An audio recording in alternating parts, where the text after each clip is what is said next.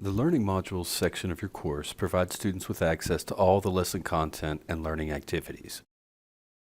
Modular design is based on the creation of lessons or units that focus on a central, related core of concepts or topics. The use of learning modules in Blackboard provides a more natural interaction between the student and the course materials than using simple content folders. Blackboard is designed so that the left navigation menu slides out of the way and allows the learning module content to fill the screen and be the student's only focus. Next, learning modules add significant structure to an online course by providing an active table of contents and a clearly sequenced delivery of materials. Faculty can provide a suggested order for module activities, or they can use settings to enforce an order that students must follow sequentially. Modular design also incorporates all of the resources necessary for the successful achievement of a module's associated learning objectives.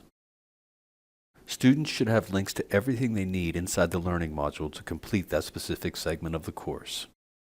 That is, all learning objectives, all content, textbooks, websites, word counting tools, rubrics, all assessment resources, all assignments, all discussions, any special instructions or supporting materials should all be present in the module for students.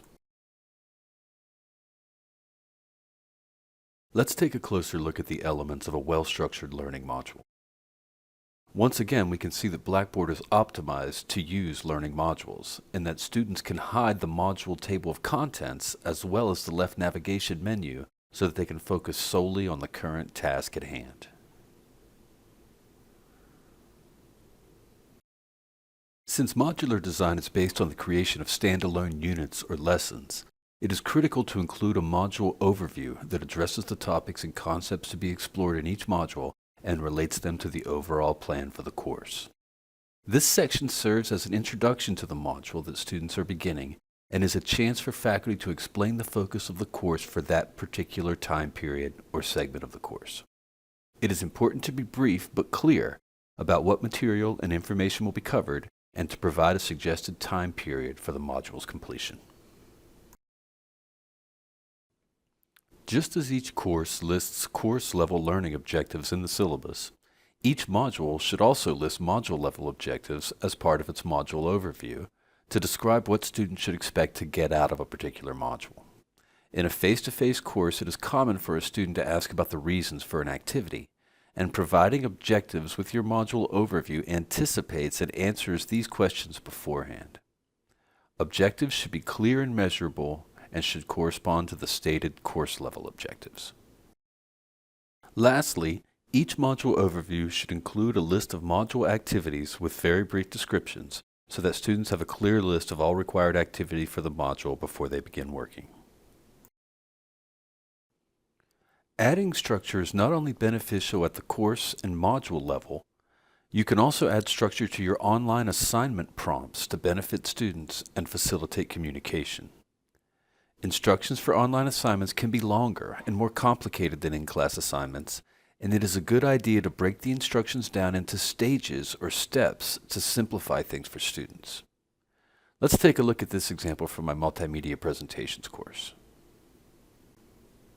After a brief introduction that explains the assignment and relates it to the larger module and/or course objectives, an online assignment typically has 3 stages or steps.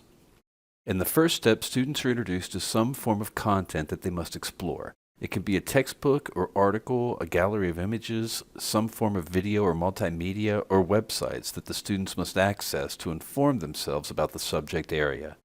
This is known as the input phase of the assignment, which I call step 1 here.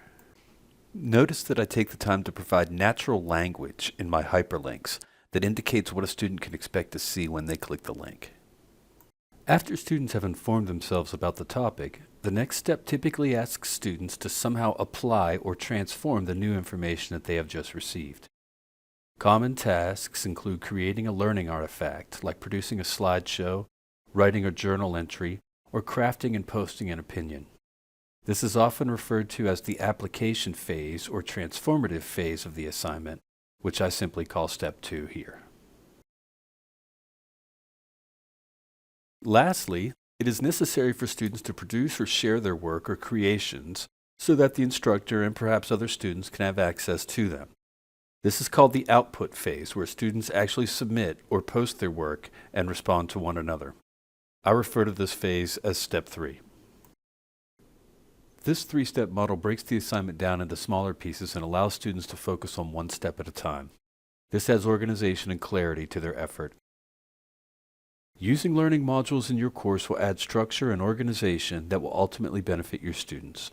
Breaking your assignments down into steps will aid student learning and streamline any clarifications that may be needed. If you have any questions about any of these items, please reach out.